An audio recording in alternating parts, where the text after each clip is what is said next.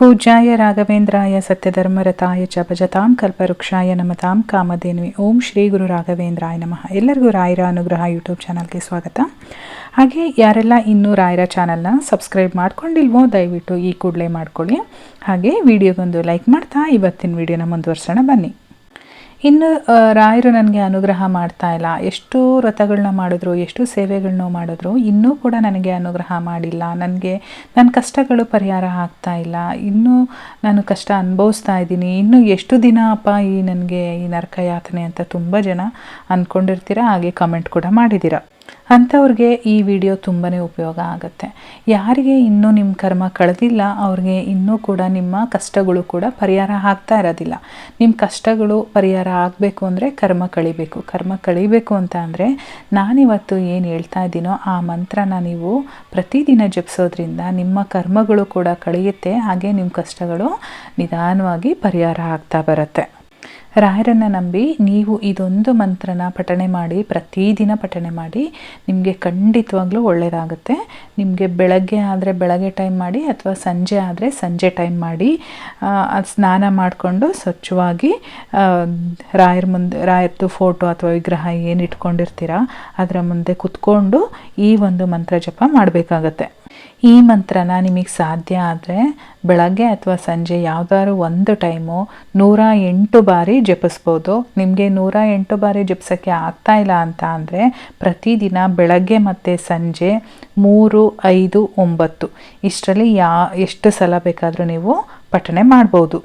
ಅಥವಾ ಗುರುವಾರ ಮಾಡ್ತೀನಿ ಅಂತ ಅಂದರೆ ವಾರಕ್ಕೊಂದ್ಸರಿ ಮಾಡೋದ್ರಿಂದ ನೀವು 108 ಬಾರಿ ಮಾಡಲೇಬೇಕು.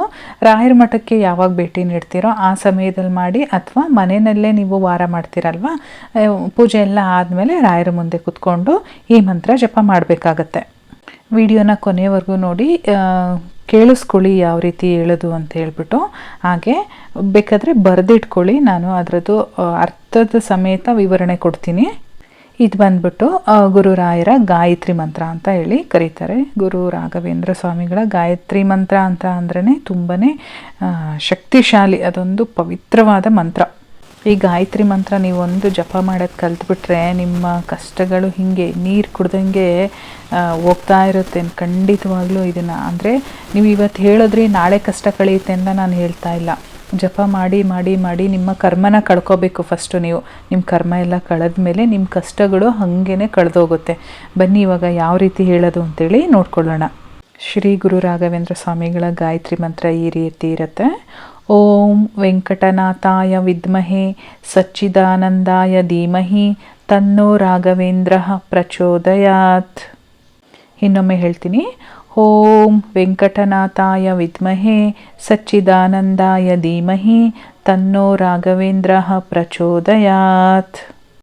ಈ 3 ಸಾಲನ್ನು ನೀವು ಕಲ್ತ್ಕೊಂಡು ಪ್ರತಿದಿನ ಪಠನೆ ಮಾಡೋದನ್ನು ಅಭ್ಯಾಸ ಮಾಡ್ಕೊಳ್ಳಿ. ಸ್ನಾನ ಮಾಡಿ ಸ್ವಚ್ಛ ಬಟ್ಟೆ ಹಾಕ್ಕೊಂಡು ಬೆಳಗ್ಗೆ ಅಥವಾ ಸಂಜೆ ಯಾವಾಗಲಾದರೂ 3, 5, 9 ಬಾರಿ ಪಠನೆ ಮಾಡಿ. ಇಲ್ಲ ಅಂತ ಅಂದರೆ 108 ಬಾರಿ ಮಾಡಿ.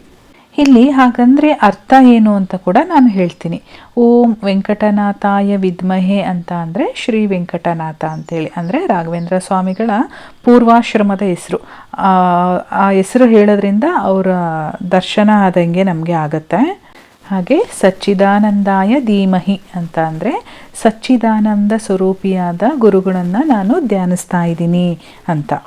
ಇನ್ನು ನೆಕ್ಸ್ಟು ತನ್ನೋ ರಾಘವೇಂದ್ರ ಪ್ರಚೋದಯಾತ್ ಅಂದರೆ ಆ ಶ್ರೀ ರಾಘವೇಂದ್ರ ಗುರುಗಳು ನನ್ನ ಬುದ್ಧಿಯನ್ನು ಸನ್ಮಾರ್ಗದಲ್ಲಿ ಪ್ರೇರೇಪಿಸಲಿ ಅಂತ.